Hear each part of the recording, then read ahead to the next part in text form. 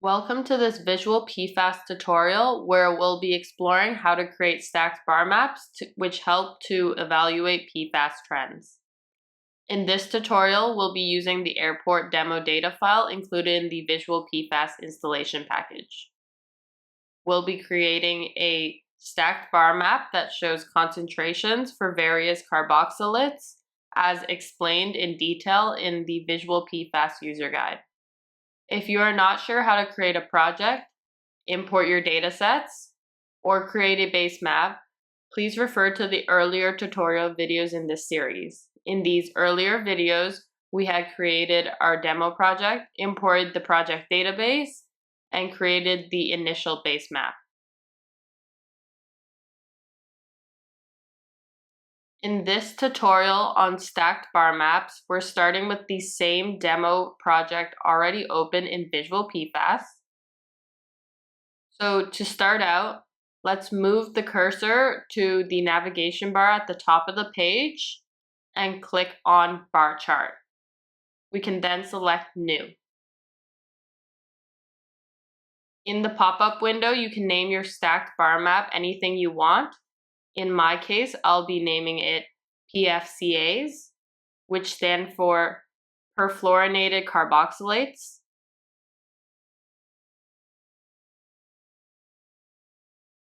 Visual PFAS will automatically choose the bar chart subfolder under the project folder where it'll be saved. Once the bar chart file is named, please click Save.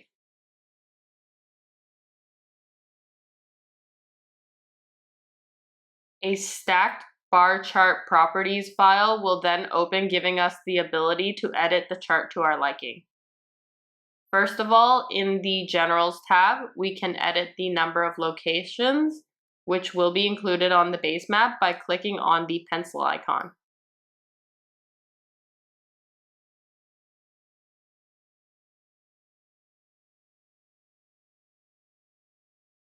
We can then choose specific subgroups, such as shallow or deep wells.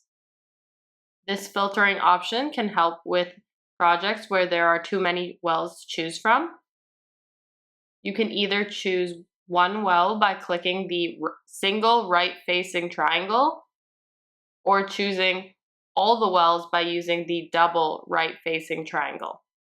Today, I'll be choosing to select all the monitoring wells.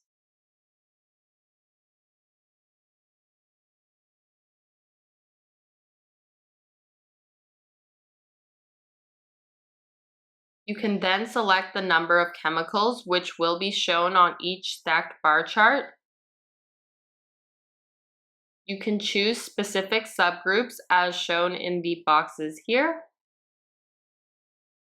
or you can select individual chemicals in the boxes here by using the single right-facing triangle icon. I will select the PFCAs subgroup and then select all the chemicals from PFBA to PFNA.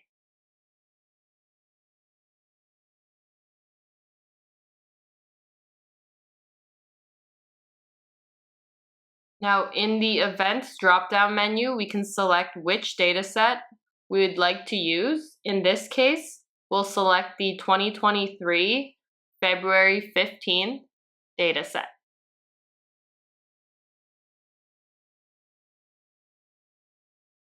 Before moving forward, I would like to draw your attention to the tick marks box. Here, we want to make sure that both checkboxes are selected to ensure that the ticks will be visible on the final map. We'll then increase the tick length to 75 map units to increase the visibility of these ticks.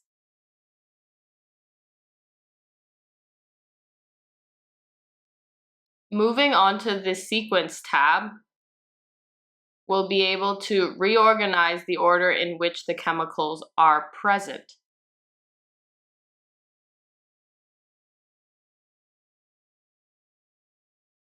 To start out, we'll use the Append button 4 times to have a total of 6 chemicals being displayed.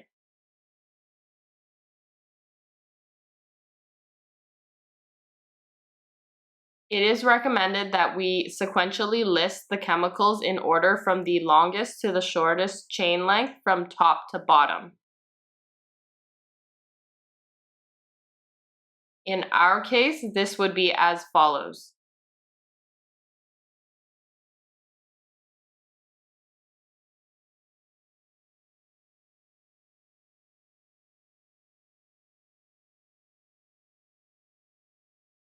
I'll then change the fill color of each chemical.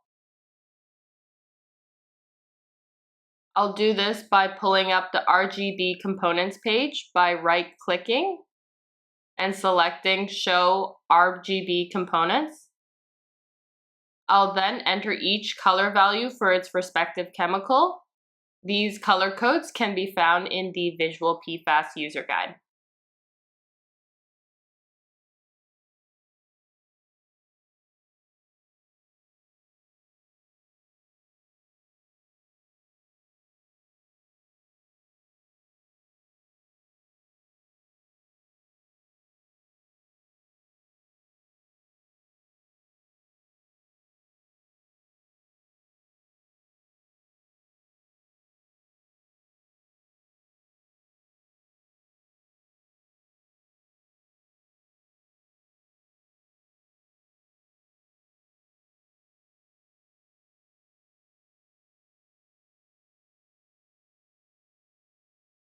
This color scheme was chosen where long chain PFCAs are assigned shades of yellow, orange, and red from lightest to darkest for the shortest to longest chains.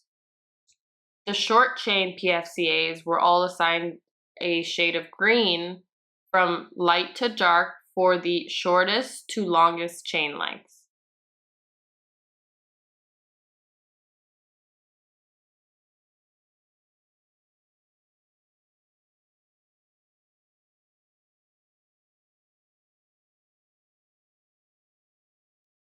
Next, to configure the legend properties, we can select the Legend tab. In this tab, we can change the title, location of labels, and tick marks. First, we'll change the legend title font size to 45, and this will automatically change the bar chart map label font size to mirror this. This change will help with the visibility of the monitoring well title in the final map.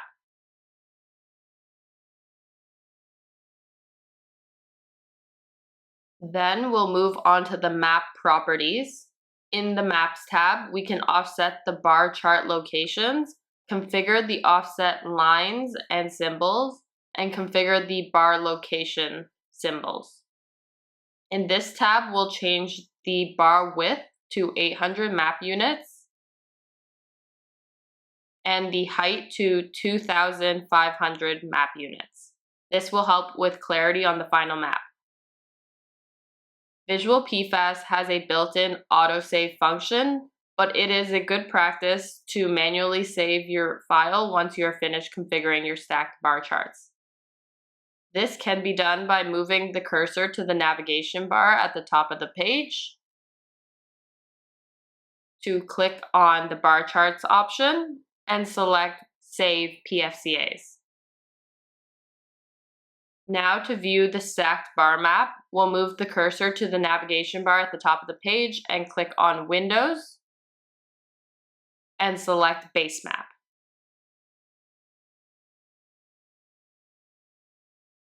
In the Map Overlay panel in the bottom right, select the Bar Charts tab and then click on Add. This will prompt a window to pop up open to the bar charts folder of this project.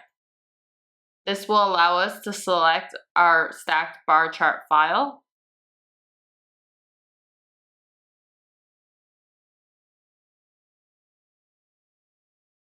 Now, to reduce clutter in the map, you can go into the Map Properties panel and select the Symbols tab and unselect the checkbox for the symbols.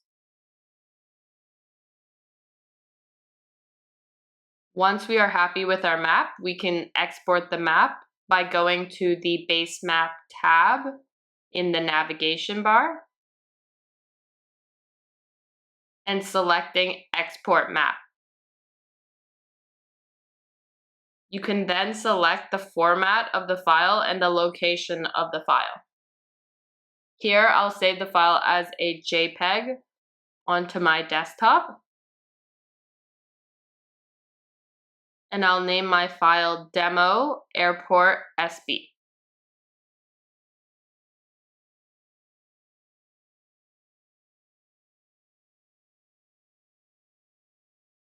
Finally, we can also export the stacked bar map legend as a PNG file using the Windows option in the navigation bar and selecting bar charts. Then using the bar chart option in the navigation bar to select Export Legend.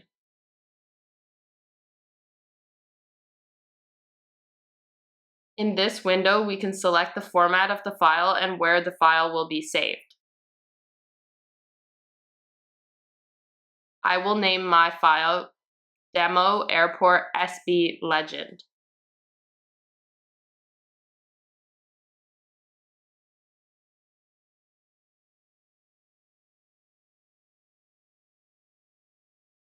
And I'll save this as a PNG to my desktop once again.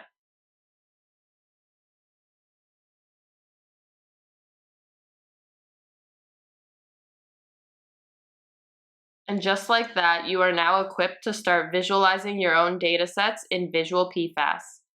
Thank you so much for following along.